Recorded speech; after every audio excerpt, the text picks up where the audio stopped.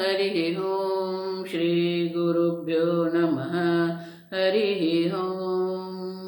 ओम शन्नो मित्र शं वरुणः शन्नो भवत्वर्यमा शन्न इन्द्रो बृहस्पतिः शन्नो विष्णुरुक्रमः नमो ब्रह्मणे नमस्ते वायो त्वमेव प्रत्यक्षं ब्रह्मासि त्वमेव प्रत्यक्षं ब्रह्म वदिष्यामि ऋतं वदिष्यामि सत्यं वदिष्यामि तन्मामवतु तद्वक्तारमवतु अवतु माम् अवतु वक्तारम् ॐ शान्ति शान्ति शान्तिः ॐ सहना भवतु सहनौ भुनक्तु सह वीर्यं करवावहै तेजस्विनावधीतमस्तु मा विद्विषावहै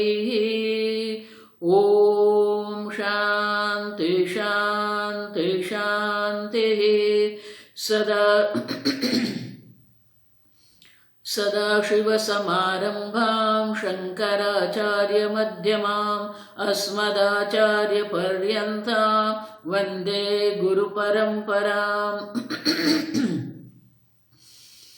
श्रुतिस्मृतिपुराणानाम् आलयं करुणालयं नमामि भगवत्पादं शङ्करं लोकशङ्करं शङ्करं शङ्कराचार्यं केशवं बादरायणं सूत्रभाष्यकृतौ वन्दे भगवन्तौ पुनः पुनः ईश्वरो गुरुरात्मेति मूर्तिभेदविभागिने व्योमवद्व्याप्तदेहाय दक्षिणामूर्तये नमः निधये सर्वविद्यानां विषजे भवरोगिणां गुरवे सर्वलोकानां दक्षिणामूर्तये नमः ॐ नमः प्रणवार्थाय शुद्धज्ञानैकमूर्तये निर्मलाय प्रशान्ताय दक्षिणामूर्तये नमः ॐ नमः श्रीशङ्करानन्द गुरुपादाम्बुजन्मने सविलासमहामोह ग्राहग्रासैककर्मणे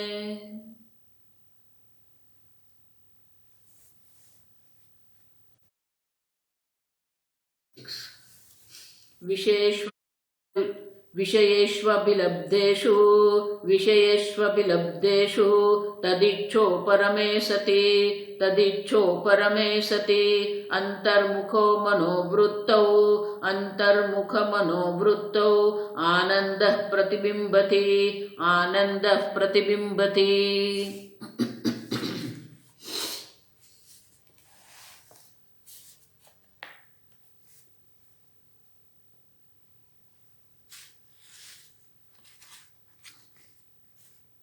गीता में भगवान कहते हैं ज्ञानमावृत्य तिष्ठति। कल हमने देखा कि इच्छा क्या कर रही है, ज्ञानमावृत्य हमारे स्वरूप को वो ढक देती है। आप समझे? और इसके कारण हम अपने आनंद स्वरूप की अनुभूति नहीं कर सकते हैं। आप स्वयं आनंद स्वरूप है, लेकिन वो आनंद स्वरूप की अनुभूति, मैं पूर्ण ब्रह्म स्वरूप हूं या मैं ब्रह्मानंद हूं। आप देख,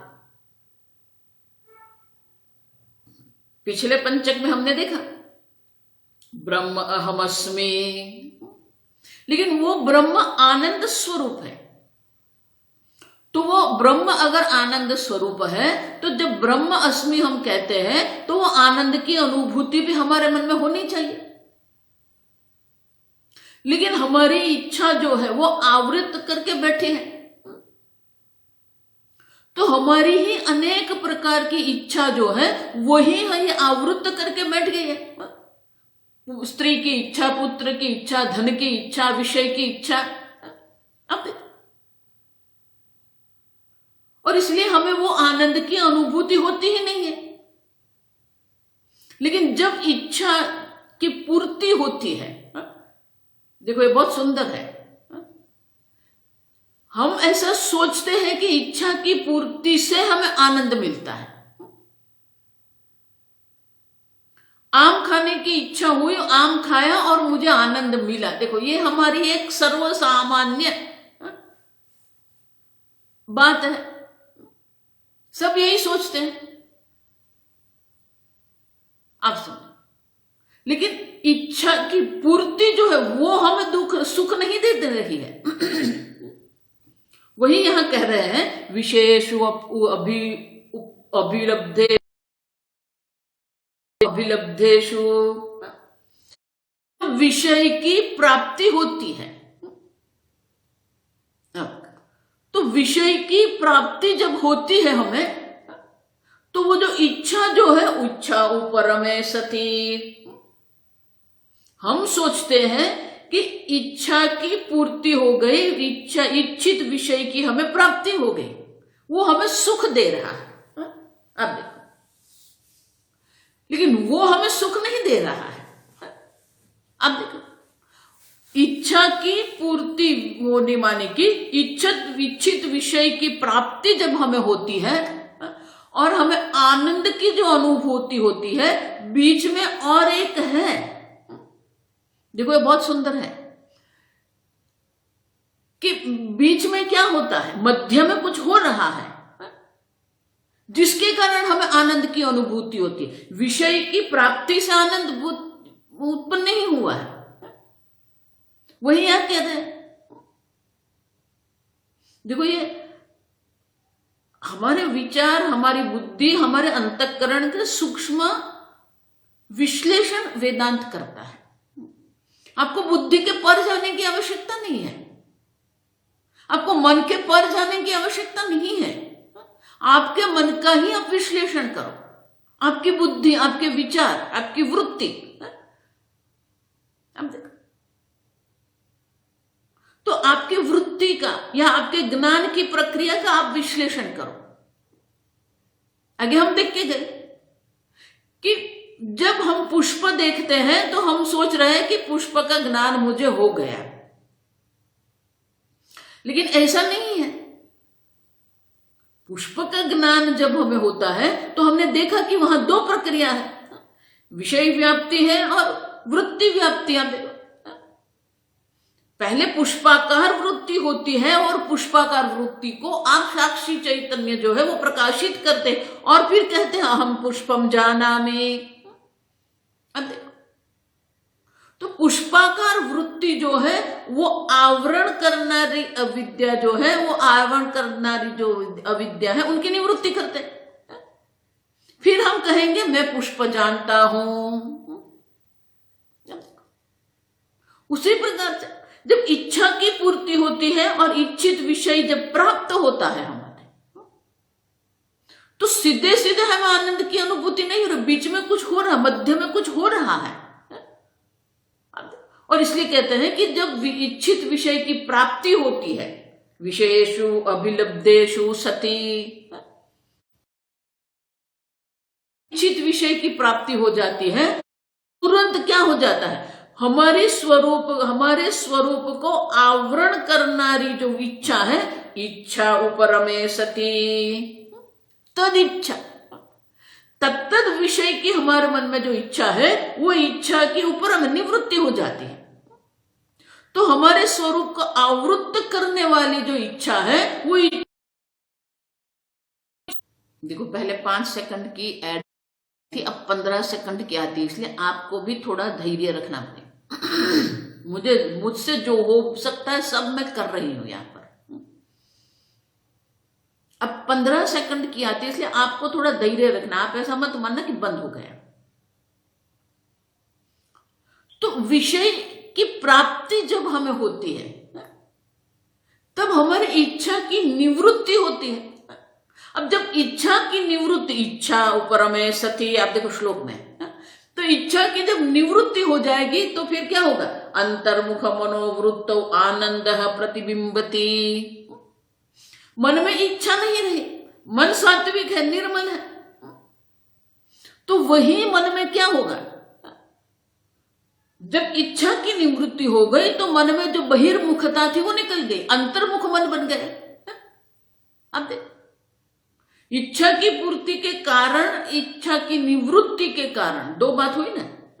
पहले इच्छित विषय की प्राप्ति हुई, माने कि इच्छा की पूर्ति हुई। जब इच्छा की पूर्ति हो जाती है तो तत्तद विषय की इच्छा की निवृत्ति हो जाएगी। अब जब उस कारण आपके मन में इच्छा, तत्क्षण, जिस क्षण इच्छा की पूर्ति हुई उस क्षण इच्छा की निवृत्ति हो गई। जब इच्छा की निवृत्ति हो गई तो क्या होगा, मन में बहिर्मुख होने का कोई हेतु नहीं रहता है और इसके कारण मन अंतर्मुख अपने आप हो जाता है। अंतर्मुख मनोवृत्तो, तो क्या होगा, मन की जो वृत्ति है वो अंतर्मुख हो जाती है। जितनी बार जब जब आपकी इच्छा की पूर्ति होती है तो इच्छा की निवृत्ति होती है। इच्छा की निवृत्ति होने के कारण मन में बहिर्मुखता नहीं रहती है और अंतर्मुख मनोवृत्ति हो जाती है। अब जब अंतर्मुख मनोवृत्ति हो जाती है तो वहां आपका जो स्वरूप है, आनंद जो है वो उसमें प्रतिबिंबित होता है और इसलिए कहते हैं आनंद प्रतिबिंबति। आत्मा के स्वरूप भूत जो आनंद है वो आपके मन में प्रतिबिंबित होता है और वो जो प्रतिबिंबित आनंद है उसके कारण आपको अनुभूति होती है मैं सुखी। अब देखो, तो आनंद की जो अनुभूति आपको जो हुई है विषय की इच्छा से, वो विषय के कारण नहीं है, इच्छा की पूर्ति के कारण भी नहीं है। इच्छा की निवृत्ति से आपको आनंद की अनुभूति होती है। इच्छा की निवृत्ति आपको आनंद की अनुभूति करवाते हैं, लेकिन कितनी इच्छा की निवृत्ति आप करेंगे। हमारे मन में तो अनेक प्रकार की इच्छा है, वर्तमान काल में भी अनेक प्रकार की इच्छा पड़ी हुई है और पूर्व जन्मांतर से हमारे मन में अनेक प्रकार की इच्छा, अनेक प्रकार के संस्कार, अनेक प्रकार की वासना हमारे मन में पड़ी हुई है। आप समझो, देखो इसीलिए महाराज श्री कहते थे, दो बात महाराज श्री बहुत सुंदर कहते, कभी भी अपने वैराग्य पर अभिमान मत करना और कभी भी आपके मन पर विश्वास मत करना। अब देखो क्यों कहते थे कि वैराग्य पर अभिमान मत करो, क्योंकि आपके मन में किस प्रकार की वासना पड़ी हुई है, किस प्रकार के संस्कार पड़े हुए हैं और पूर्व जन्म के किस संस्कार कब जागृत हो जाते हैं, आपको किसी भी प्रकार से कोई ज्ञान नहीं है। उतना ही नहीं, प्रारब्ध कर्म आपके सामने किस प्रकार के विषय आपके सामने रख देंगे वो भी आपको ज्ञान नहीं है। आप समझो, तो कैसे कह सकते हो कि आपका वैराग्य श्रेष्ठ है? आप वैराग्य का अभिमान कैसे कर सकते हो? अब देखो, प्रारब्ध से विषय अगर आपके सामने आ गया और संस्कार से वो विषय की अनुभूति आपके करने के मन में इच्छा हो गई तो आप क्या करेंगे? आप समझो, इसीलिए भगवान कहते हैं कि वैराग्य जो है ना, ये शरीर छूटे तब तक ये वैराग्य हमारे मन में रहना चाहिए, क्योंकि तब तक ये काम और क्रोध जो है 5वें अध्याय में अंत में जो भगवान कहते हैं ना कि ये काम क्रोध कभी भी जागृत हो सकते हैं। कभी विश्वास मत करो, मन पर विश्वास मत करो, वैराग्य पर अभिमान मत करो आप। इसलिए भगवान 5वें अध्याय में हमें दर्शाते हैं, अब हमें सावधान हैं। शक्नोति यशोढ़ प्राक शरीर विमोक्षणात्। अब देखो, प्राक माने पहले, पूर्व, शरीर विमोक्ष, ये शरीर छूटे, शरीर छूट जाए उनके अगले क्षण तक। अब देखो, संस्कृत में उसको कहते हैं प्रसक्तस्य प्रतिषेध। प्रसक्त मान की जिसकी संभावना है, जिसकी संभावना होती है उसी का हमें निषेध करना पड़ता है। किसी भी प्रकार की जब हम मनाई किसी को करते हैं, मना करते हैं, तो कब करेंगे? तो करने की संभावना होती है। किसी को हमें नहीं कहना पड़ता अग्निम न पिबेत, नहीं, क्योंकि अग्नि पान करने की संभावना नहीं है। सुराम न पिबेत, वो कहना पड़ेगा। सूरा माने कि जो भी नशीली दवा है, मात्र सूरा नहीं, आप समझो, जो जो हमारी बुद्धि को नशेली बना देते, नशे से युक्त बना दे, या तो हमें वो उनकी आदत बनाते हैं। सूरा मानी उसमें सिगरेट भी आ गया, तंबाकू भी आ गया, सब आ गया। अब देखो आजकल जो नए नए प्रकार की जो ड्रग्स निकली है, नशीली दवा, अब सब क्यों? क्योंकि उनको उनका सेवन करने की संभावना है। सुरम न पिबेत हमें कहना पड़ता है क्योंकि उनकी संभावना है। जिस जिस वस्तु का हम प्रतिषेध कर दे, निषेध करते हैं, मना करते हैं, वो संभावना है हमारे मन में। आप समझो, उसी प्रकार से भगवान यहां क्या कहते हैं? शक्नोति यस्सोढ़ुम प्राक शरीर विमोक्षणात्। अब देखो, मानी की संभावना है, तभी तो भगवान कहते हैं ना, क्या संभावना है और किसको सहन करना है? शक्नोति यस्सोढ़ुम, सोढ़ुम मानी सहन करना, जो सहन करने के लिए समर्थ है। शक्नोति समर्थ है। कब तक? प्राक शरीर विमोक्षण, ये देह छूटे तब तक जो सहन करने को समर्थ है। भगवान क्या सहन करना है? काम क्रोध भवोद्वेगम। अब देखो, काम और क्रोध से उत्पन्न हुआ वेग। अब देखो, भगवान वेग शब्द, उद्वेग, अब देखो क्यों वेग शब्द भगवान कहते हैं? काम क्रोधोद्भवम वेगम,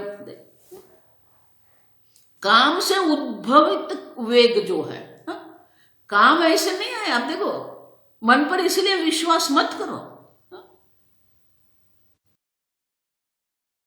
तब कैसे किस जागृत हो जाएगी, वो प्रारब्ध निश्चित करता है, आप नहीं निश्चित कर रहे हो। प्रारब्ध से आपके मन में कुछ भी हो सकता है। इसीलिए भगवान कह रहे हैं काम क्रोध भवोद्वेगम संयुक्त सुखी नरः। काम से उत्पन्न हुआ वेग जो है, या क्रोध से उत्पन्न हुआ जो वेग है, उनको सहन करने के जिसके पास सामर्थ्य है, संयुक्त स सुखी नरः।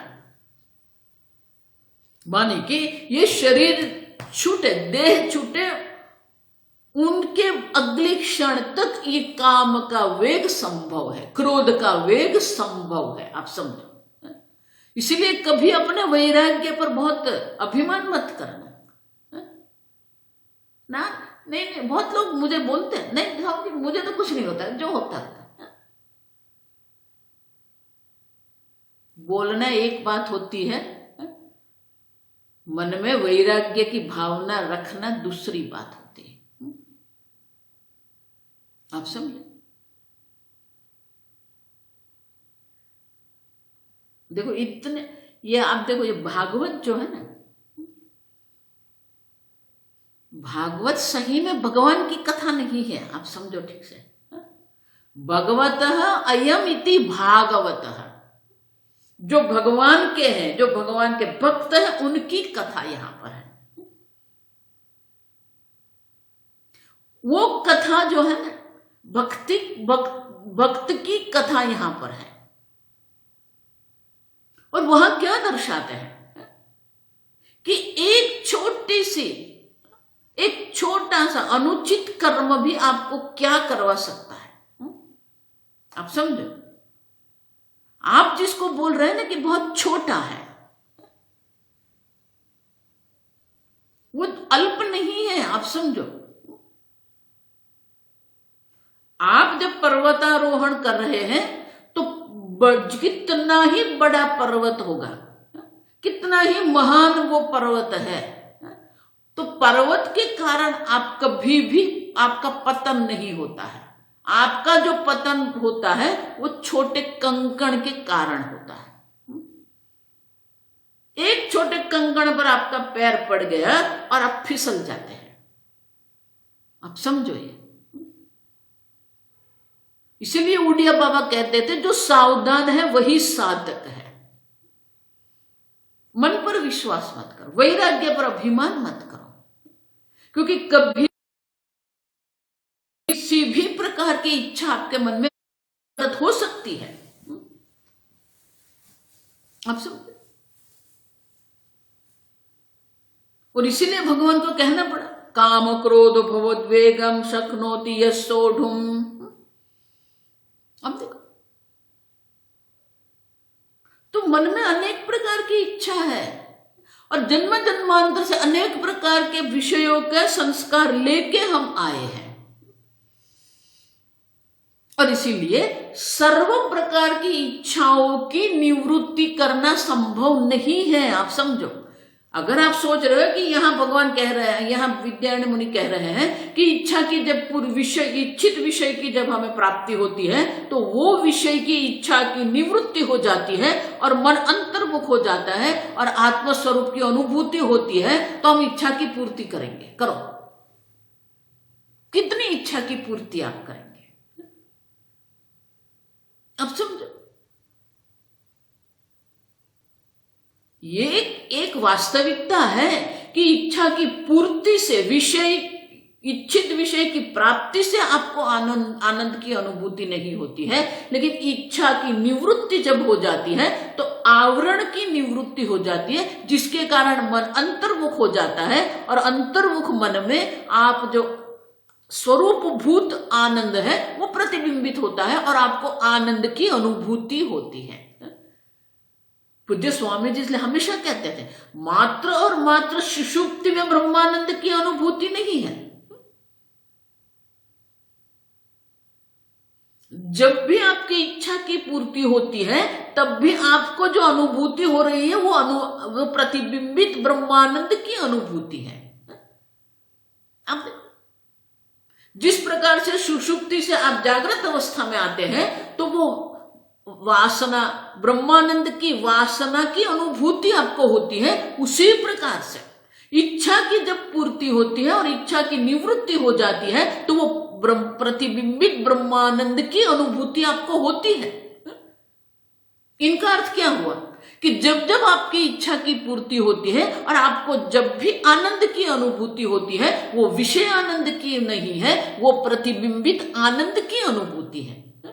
आप सब, और इसीलिए आगे के श्लोक में कहते हैं कि अगर ये विश्लेषण आपके समझ में आ गया तो 3 प्रकार के आनंद की अनुभूति हमें होती है। देखो, ये प्रासंगिक है, आप समझना ठीक से कि अभी जो हमने विश्लेषण किया है उनके आधार पर अगर हम कहेंगे तो 3 प्रकार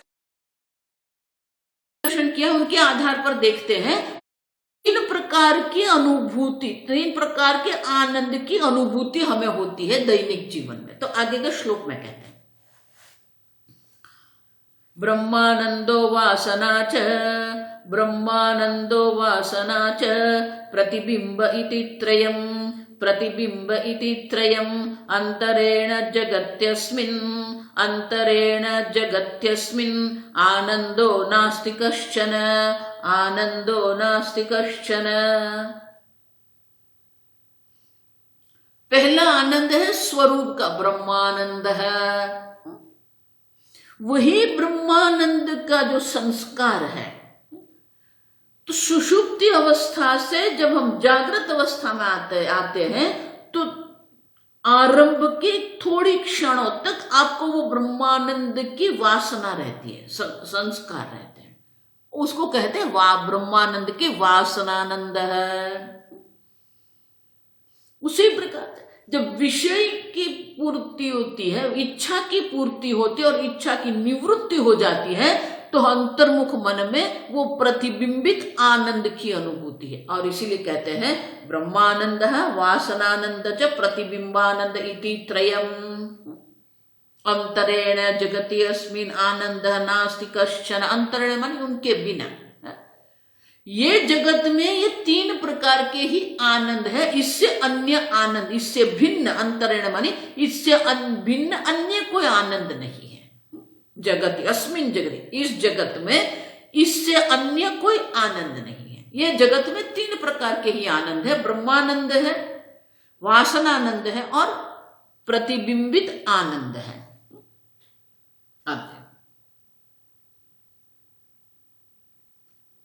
तो बोले कि आगे तो आपने दूसरे प्रकार से कहा था, आगे तो आपने कहा था कि ब्रह्मानंद है, योगानंद है, विषयानंद है। अब देखो, तो अब आप ये तीन और प्रकार के आनंद क्यों कह रहे हो? अब देखो, इति त्रयान्तरेण अस्मिन् जगति न कश्चिदानन्दो ननु आनन्दस्त्रिविधः ब्रह्मानन्द विद्या सुखम तथा विषयानंद इत्यनेन प्रकारेण आनंद त्रैविध्यम उक्तम। इसी प्रकरण के 11वें श्लोक में आपने ही कहा था कि ब्रह्मानंद है, विद्यानंद है और विषयानंद है। तो वहां पर आपने ब्रह्मानंद, विद्यानंद और विषयानंद ऐसे तीन प्रकार के आनंद के आनंद थे। अब यहां दूसरे तीन प्रकार, ब्रह्मानंद है, वासनानंद है, प्रतिबिंबितानंद है। तो ये अलग अलग तीन क्यों कह रहे हो? पूर्वोत्तर विरोध है। पूर्वोत्तर विरोध मानी पूर्व पहले जो कहा गया है, उत्तर मानी बाद में जो कहा गया है, उसमें तो विरोध है। तो बोले कि आप ये क्यों, किंच यावद अहंकार विस्मृत, उतना ही नहीं, आपने और भी आनंद की चर्चा की थी और आगे के श्लोक में भी आप अन्य प्रकार के आनंद की चर्चा करेंगे, मुख्य आनंद, निजानंद। आप देखो, तो पहले भी आपने दूसरे प्रकार के आनंद की बात की थी, वहां पर भी त्रैविध्य आनंद कहा था, यहां पर भी त्रैविध्य आनंद कह रहे हो और आगे भी आप अनेक प्रकार के आनंद की चर्चा करने वाले हैं। तो ये कितने आनंद की बात आप कर रहे हो? हम देखो, यह टीकाकार जो है ना, सब प्रकार के श्लोक का अवतरण करते हैं, बाद में किन किन प्रकार के आनंद बताएंगे। तो बोले कि अनेक प्रकार के आनंद जो है, तो उसमें आप कह रहे हो कि ये प्रकार है। अब तो ये आनंद आप, और आप क्या कह रहे हो? अंतरेण जगत अस्मिन् अन्य कश्चित, इन तीन से अन्य कोई आनंद है ही नहीं, आप ऐसा कह रहे हो। तो आप योगानंद भी कहते हो, विद्यानंद भी कहते हो, विषयानंद भी कहते हो, निजानंद भी कहते हो, मुख्यानंद भी कहते हो, अनेक प्रकार के आनंद आप बोलते रहते हो। आप समझो ये ठीक से। इसलिए मैंने कहा अभी जो हमने चर्चा की है, अभी जो हमने विश्लेषण किया है, उनके आधार पर ये तीन प्रकार के आनंद है।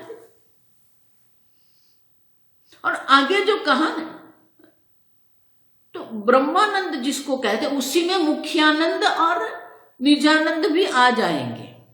उसी प्रकार से जो विषयानंद कहा है, वो भी हमारे विषयानंद जिसको कहा, वो तो विद्यानंद जो है वो विषयानंद में आ जाएगा। तो ब्रह्मानंद, विषयानंद जब हम कहते हैं, तो ब्रह्मानंद और विषयानंद, तो विद्यानंद जिसको हमने आगे कहा है, वो तो विषय के आनंद में आ जाएगा। लेकिन प्रसंग से हम ये तीन प्रकार कहते हैं। जिस जिस प्रकार की चर्चा हो रही है, वो चर्चा के आधार पर हम तीन तीन कर रहे हैं। आगे भी आएंगे अनेक प्रकार के आनंद चल रहा है। ये जो 5 प्रकरण, वो आनंद प्रकरण है। तो प्रासंगिक रूप से जो भी हमें नाम देना पड़ेगा आनंद को, वो नाम हम देते रहेंगे। आगे आएंगे अद्वैतानंद, मुख्यानंद, निजानंद। अब देखो, पहले भी आ गया ब्रह्मानंद, विद्यानंद, विषयानंद। अभी भी कह रहे हैं ब्रह्मानंद। देखो, एक तो मुख्य है ना, ब्रह्मानंद मुख्य है, इसी को हम मुख्यानंद कहेंगे, उसी को हम निजानंद कहेंगे। आप समझो, उसी को हम अद्वैतानंद कहेंगे। तो अभी जो हमारी चर्चा हुई उसके आधार पर हम कह रहे हैं कि ये जगत में 3 प्रकार के ही आनंद है, उससे भिन्न अंतरेण, उससे अन्य कोई आनंद नहीं। एक ब्रह्मानंद है, दूसरा वासनानंद है, और तीसरा जो है प्रतिबिंबित आनंद है, अंतर्मुख जब आपका मन होता है। देखो इसीलिए आप समझो ये ठीक से कि आपकी इच्छा की पूर्ति जब होती है ना, तो जब इच्छा की पूर्ति होती है तो आप आंख मूंद लेते हो, आपकी आंख बंद हो जाती है। क्यों? क्योंकि आप अंतर्मुख है, आपका मन जैसे ही इच्छा की पूर्ति हो गई, इच्छा की निवृत्ति हो गई, आप अंतर्मुख हो जाते हो। तत्क्षण आप अंतर्मुख बन गए और आप आंख मूंद लेते हो। आप समझो, आपको लड्डू बहुत पसंद है, तो आप जब लड्डू खाते हैं ना तो आप आंख मूंद लेते हो। क्यों? बद्रीनाथ के दर्शन के लिए आप जा रहे हो, वर्षों तक आपकी इच्छा थी एक बार बद्रीनाथ का दर्शन करना है, एक बार बद्रीनाथ का दर्शन करना है।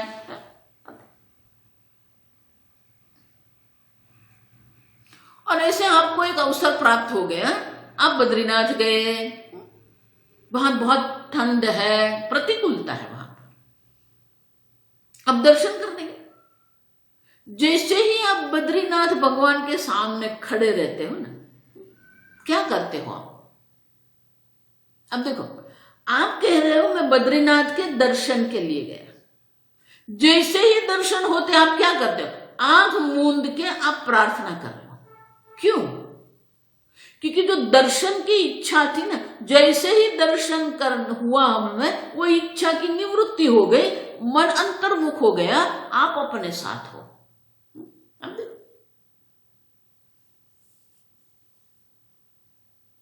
आप समझो ये। और इसीलिए स्वामी जी हमेशा कहते हैं कि सुषुप्ति नहीं, जब जब आपकी इच्छा की पूर्ति होती है, आपका मन एक क्षण के लिए अंतर्मुख हो जाता है, और वहां पर वहां ये ब्रह्मानंद का प्रतिबिंब होता है। तो वो ब्रह्मानंद की ही अनुभूति है। आप सोच रहे हो कि पुत्र से मुझे आनंद मिल रहा है, आप सोच रहे हो मुझे धन से आनंद मिल रहा है, आप सोच रहे हो, ये आपकी सोच है जो अयोग्य, अनुचित है। जो आनंद की अनुभूति हो रही है वो तो आप है, स्वरूप आनंद है। वो मन, अंतर्मुख मन में वो प्रतिबिंबित होता है वो आनंद, और उनकी अनुभूति आप कर रहे हैं। और इसलिए कहते हैं कि अगर ये अगर इस जो चर्चा हम कर रहे हैं उनके आधार पर ये 3 प्रकार के आनंद है, आप समझो। तो बोले कि ये प्रकरण जो है वो तो ब्रह्मानंद का प्रकरण है। आप समझो। तो बोले कि ननु अस्मिन् अध्याये ब्रह्मानंद विवेचनस्य एव प्रस्तुतत्वात्। प्रस्तुत माने कि हमारा वर्तमान विषय जो है वो ब्रह्मानंद है, तो ये ब्रह्मानंद का विवेचन करना हमें चाहिए। आनंद द्वय प्रतिपादनम प्रकृत असंगतम। तो आप जो ये वासनानंद की बात कर रहे हो या प्रतिबिंबित आनंद की आप जो बात कर रहे हो वो प्रासंगिक नहीं है, वो वर्तमान विषय से असंगत है। अब ब्रह्मानंद की बात करो ना, आप वासनानंद की प्रतिबिंब के आनंद की बात क्यों कर रहे हो? तयोः ब्रह्मानंद जनत्वेन। बोले कि इसलिए कर रहे हैं क्योंकि वो जो वासनानंद और प्रतिबिंबित आनंद है वो उनका जन्म कहां से हुआ, उत्पन्न कहां से हुआ है? ब्रह्मानंद से ही उनकी उत्पत्ति है। ब्रह्मानंद जन्यत्वेन तद्बोध उपयोगित्वात्। वो वासनानंद जो है वही आपको कह रहा है कि आपका स्वरूप ब्रह्मानंद है। वो जो प्रतिबिंबित आनंद की अनुभूति की हम चर्चा इसलिए कर रहे हैं कि प्रतिबिंबित आनंद में अगर आपको इतना आनंद आता है तो ब्रह्मानंद जो है वो तो क्या है, आप समझे। और इसीलिए आगे के श्लोक में उनका समाधान करते हैं। तथा च विषयानंदो तथा च विषयानंदो वासनानंद इत्ययम् आनंदौ जनयन्नास्ते ब्रह्मानंद स्वयं प्रभ तथा च विषयानंदः। अब देखो विषयानंदः वासना इति अमु माने दो। अब देखो आनंदौ जनयन्नास्ते, यही नहीं आप समझो, वासनानंद जो है, प्रतिबिंबित आनंद जो है, जो विषय आनंद है, तो वो जो है वो कैसे है? आनंदौ जनयन् आस्ते, वो तो ब्रह्मानंद से उत्पन्न हुए आनंद है। आप देखो, तो वो जो विषयानंद जिसको हम कहते हैं, या प्रतिबिंबित आनंद माने जो विषयानंद जो है, और सुषुप्ति से आप जब जागते हो और जो वासनानंद की अनुभूति आप कर रहे हो, वो उत्पन्न कहां से हुए हैं? ये दो आनंद की चर्चा हम इसलिए कर रहे हैं कि उसके द्वारा आपको हम ब्रह्मानंद की ओर ले जाते हैं, क्योंकि वो उत्पन्न कहां से हुए हैं? ब्रह्मानंद से उत्पन्न हुए हैं। ब्रह्मानंद से ही विषयानंद की उत्पत्ति हुई है, ब्रह्मानंद से ही वासनानंद की उत्पत्ति हुई है, और जो ब्रह्मानंद है वो तो क्या है? स्वयं प्रभा, स्वप्रकाश है। आप स्वप्रकाश चैतन्य स्वरूप आत्मा ही आनंद स्वरूप है। आप समझो, और इसलिए कोई भी असंगता नहीं है। आप समझो, क्योंकि ये दो के द्वारा ही आप अपने स्वरूप की ओर जा सकते हो, अपने ब्रह्मानंद स्वरूप को आप समझ सकते हो, क्योंकि ये दोनों कहां से उत्पन्न हुए? ब्रह्मानंद से ही उत्पन्न हुए हैं। और इसीलिए यहाँ पर जो चर्चा और हो रही है अप्रासंगिक भी नहीं है, असंगत भी नहीं है। आप समझो, इन दोनों के द्वारा ही हम आपको ब्रह्मानंद की ओर ले जा रहे हैं। तो इनका अर्थ क्या हुआ कि मात्र सुषुप्ति में ही ब्रह्मानंद की अनुभूति नहीं है। वृत्त अनुसंकीर्तन पूर्वकम उत्तर ग्रंथम अवतारयति, तो सुषुप्ति काल में हमें ब्रह्मानंद की अनुभूति होती है, लेकिन अन्य भी ऐसी अवस्था है जहां पर हमें ये ब्रह्मानंद की अनुभूति होती है। तो श्रुति ही हमें वो दर्शाती है। तो उसके लिए आगे के श्लोक में कहते हैं, श्रुति युक्ति अनुभूतिभ्यः स्वप्रकाश चिदात्मके ब्रह्मानंदे सुप्तिकाले सिद्धे सत्यन्यदा शृणु।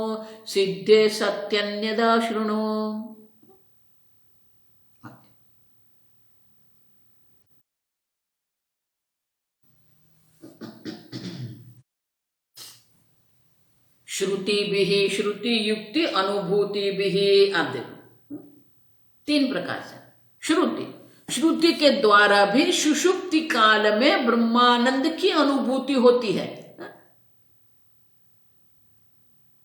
सिद्धे सती, ये सिद्ध होता है। तो कि श्रुति में कहां पर कहा गया? कैवल्य उपनिषद में कहा गया सुषुप्ति काले सकले विलीन, हम देख के गए, तमोभिभूत सुख रूपमिति। सुषुप्ति काल में श्रुति माता स्वयं कह रही है कि हमें जो सुख की अनुभूति होती है वो ब्रह्मानंद की अनुभूति है। युक्ति भी, आप देखो, तो युक्ति के द्वारा भी हम कह सकते हैं, तर्क से भी हम समझ सकते हैं ना कि जो सुख की अनुभूति हमें हुई है निद्रा में, तो तर्क से भी हमने ये सिद्ध कर दिया। और अनुभूति माने कि आपका स्वयं का, हम देख के वो भी गए, अनुभव सिद्ध है। तो श्रुति के द्वारा, युक्ति तर्क के द्वारा और अनुभव द्वारा हम ये सिद्ध कर गए। श्रुति युक्ति अनुभूतिभ्यः ब्रह्मानंदे सुप्ति काले सिद्धे सती। ये देखो, ये 89 श्लोक है, 89। यहां तक हमने ये 3 प्रकार से सुषुप्ति काल में ब्रह्मानंद की अनुभूति होती है सिद्ध कर दिया हमने। और वो ब्रह्मानंद जो है वो क्या है? स्वप्रकाश चिदात्मके ब्रह्मानंदे। अब ब्रह्मानंद कोई विषय नहीं है, वो स्वप्रकाश चैतन्य स्वरूप है। चिदात्मके माने चैतन्य स्वरूप है। आप जो चैतन्य स्वरूप आत्मा है वही ब्रह्मानंद स्वरूप है। तो इस प्रकार से श्रुति के द्वारा, युक्ति के द्वारा अनुभूति सिद्ध हमने कर दिया। अब क्या करना है? सती अन्यदा शृणु, अन्य अवस्था में भी ये ब्रह्मानंद की हमें अनुभूति होती है। आप समझो। अतः परमन्यदा जागरण अवस्थायामपि यो ब्रह्मानंद अवगम उपायः वक्ष्यते। सुषुप्ति में जो ब्रह्मानंद की अनुभूति होती उसी प्रकार से जागृत अवस्था में भी है। अन्यदा शृणु, आप समझो। और इसलिए कहते हैं कि अन्य अवस्था में भी हमें ये उस आनंद की अनुभूति होती है। शृणु माने कि हम ये नई एक विषय, नया एक प्रसंग हम आरंभ कर रहे हैं कि अब अन्य अवस्था में भी आपको ये ब्रह्मानंद की अनुभूति कैसे होती है वो हम आपको दर्शाएंगे। अगला श्लोक। य आनंदमय सुप्तो, य आनंदमय सुप्तो सविज्ञानमयात्मतां, सविज्ञानमयात्मतां गत्वा स्वप्नं प्रबोधं वा, गत्वा स्वप्नं प्रबोधं वा प्राप्नोति स्थानभेदतः, प्राप्नोति स्थानभेदतः।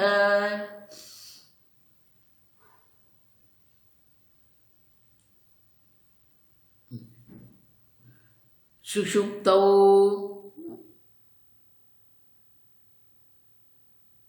आनंदमयः सह विज्ञानमयात्मतां गत्वा स्वप्नम। जो आनंदमय है, आप समझो, आनंदमय है माने कि जो आनंदमय माने कि आनंद सुषुप्ति अभिमानी जो जीव है आनंदमय। आनंदमय कोश की बात हम नहीं कर रहे हैं। आनंदमय कोश अभिमानी जो आप है। मैं सो गया था, अब देखो, सुप्तो हम, वही जो है वो क्या होता है? जब मात्र मन जागृत, अंतःकरण जागृत होता है। विज्ञानमयात्मकम, अब देखो, अंतःकरण जागृत जब होता है स्वप्नम, तो वो स्वप्न अवस्था है। कोई जागृत अवस्था से सीधे सीधे, आप समझो, स्वप्न अवस्था में नहीं जा सकते। स्वप्न अवस्था से आप सुषुप्ति अवस्था में जाते हो। सुषुप्ति अवस्था में जाने के बाद मात्र अंतःकरण जब जागृत होता है तो उसे हम स्वप्न अवस्था कहते हैं। और इसलिए कहते हैं सह विज्ञानमयात्मतां गत्वा, जब वो अंतःकरण अभिमानी जीव बनता है, स्वप्न अवस्था अभिमानी जब बनता है स्वप्नम, तो उसे हम स्वप्न अवस्था कहते हैं। अब सब फिर क्या होता है? फिर हम ये स्थूल जागृत जगत के प्रति भी जागृत हो जाए। प्रबोधम वा प्राप्नोति, प्रबोधम माने जाग जाते हैं।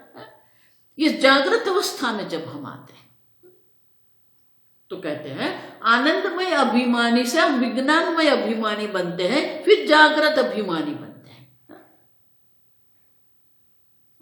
इसीलिए कैवल्य उपनिषद में क्या कहते हैं? पूरत्रय क्रीडति जी, ये 3 नगरों में घूमता रहता है। क्रीडति, खेल करता रहता है। सुषुप्ति अवस्था में खेल कर रहा है, क्रीड़ा कर रहा है। स्वप्न अवस्था में क्रीड़ा कर रहा है, जागृत अवस्था में भी।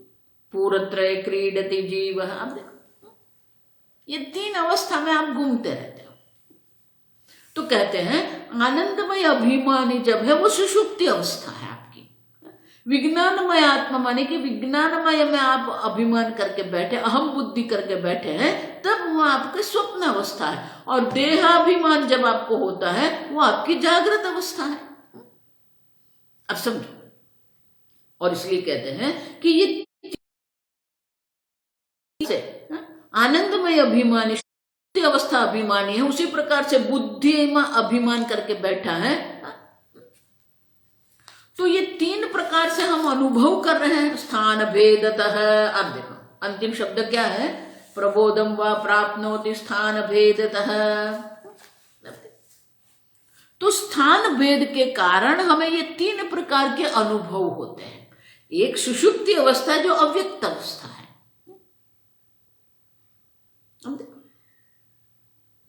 फिर हमारे विज्ञानमय जो हमारा अनुभव है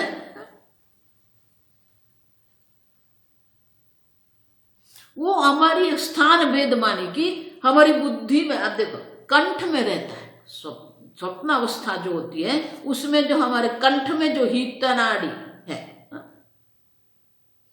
देखो ये इन नाड़ी के चक्कर में आप मत पड़ो, स्थान भेद कह दिया आपको। तो बोले ये स्थान भेद क्या है, आपने स्थान भेद है तो कर दिया, तो स्थान भेद क्या है, तो आगे के श्लोक में स्वयं समझाते हैं। नेत्रे जागरणं कंठे, नेत्रे जागरणं कंठे, स्वप्न सुप्तिर्हृदम्बुजे, स्वप्न सुप्तिर्हृदम्बुजे, आपादमस्तकं देहम्, आपादमस्तकं देहम्, व्याप्य जागर्ति चेतनः, व्याप्य जागर्ति चेतनः। तो बोले ये स्थान भेद जो आप कह रहे हैं ना, जागृत अवस्था उपयोगिनी दर्शयति नेत्रे जागरणम। नेत्र शब्द कृष्ण देह उपलक्षणम।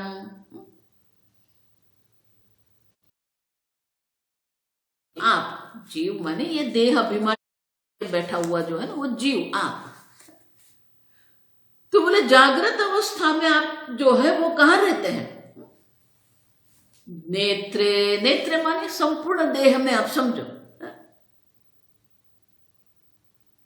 नेत्रादि में अहम बुद्धि करके आप बैठे हैं, अंतःकरण में अहम बुद्धि आप करके बैठे हैं, देह में अहम बुद्धि आप करके बैठे हैं, वो आपका स्थान है। जागृत अवस्था में आपका स्थान है, देह इंद्रिय में अभिमान करके आप बैठे हैं, वो आपका स्थान है। कंठम स्वप्ने स्वप्न है, कंठे स्वप्न है।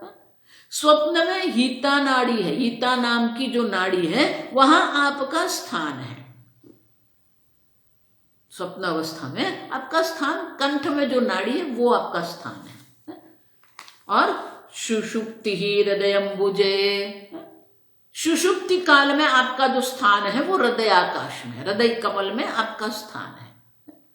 तो कहते कि सुषुप्ति अवस्था में हृदय आकाश है, हृदय कमल में आपका स्थान होता है। स्वप्न अवस्था में कंठ में आपका स्थान होता है, और जागृत अवस्था में संपूर्ण देह में होता है। आपादमस्तकं देहं व्याप्य जागरति चेतनः।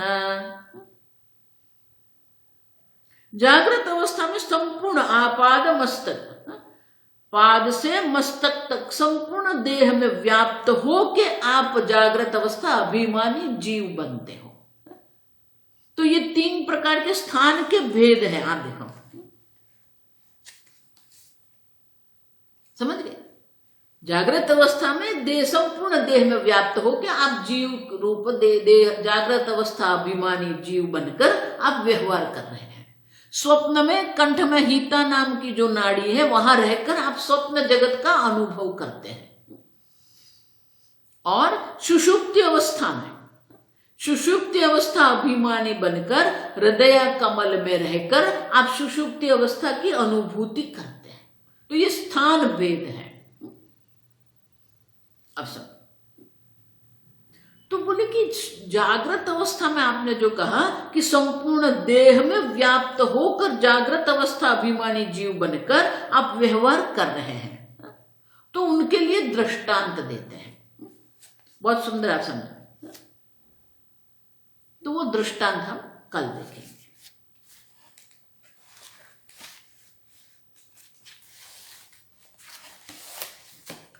ॐ स्वस्ति प्रजाभ्यः परिपालयन्तां न्यायेन मार्गेण महिं महिषा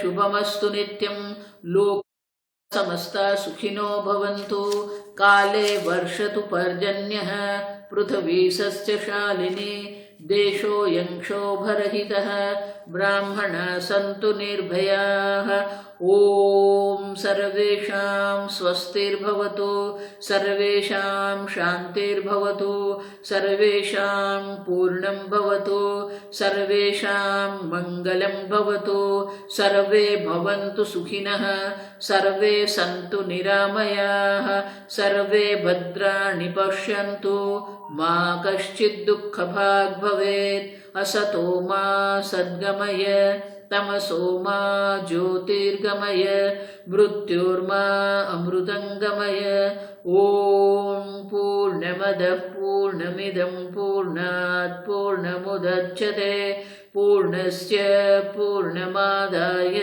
पूर्णमेवावशिष्यते ॐ शान्ति शान्ति शान्तिः हरिः ॐ श्रीगुरुभ्यो नमः हरिः ॐ।